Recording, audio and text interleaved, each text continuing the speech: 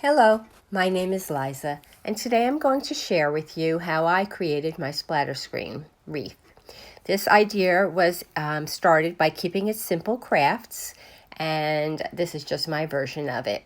What you're going to need is a splatter screen, the type with the handle in the center. Hint, hint, that's the little knob that I used for my snowman in a previous video. I also used one of the very large gift tag signs from DollarTree. I found my placemat at Old Time Pottery. It just needs to have some holes in it. Then a few picks. I chose to go to Walmart because I wanted some large, gold, shiny, pretty picks, and my DollarTree didn't have any. But my poinsettia bunch is from DollarTree. And then you'll need some wire, wired ribbon. I did use 2 rolls of DollarTree wired ribbon, but at the end I put some non-wired ribbon in it also.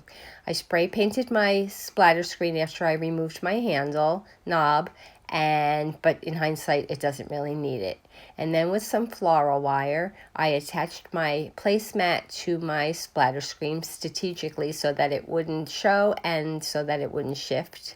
And then I created a bouquet with my floral, my picks and my poinsettias, and I put them together with a cable tie, zip tie. I don't know what those things are called. My husband and I have argument about that. And then I attached a pipe cleaner to my sign in the back, and then I also ran that through the splatter screen and the placemat. And then I made a large bow. I always use my easy bow maker, but here you see that gold ribbon. That one isn't wired, but it still comes out nice. And that's it. This is the simplest wreath you can make, and I just love making them. In fact, I made this one after that, and I gifted it. Pretty much this placemat came from Target, but everything else is just, you can see what it is. This is the first one I made, and I pretty much copied exactly what Keeping It Simple Crafts did with her wreath. I like to do that when I'm trying something for the first time. Usually the reason I make it is because I'm drawn to it, so I definitely loved this one.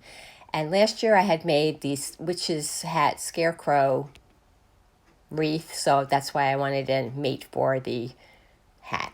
If you enjoyed this project, please give my video a thumbs up. Leave a comment, and if you aren't already a subscriber, please consider doing so. Thank you, and I'll be back again soon.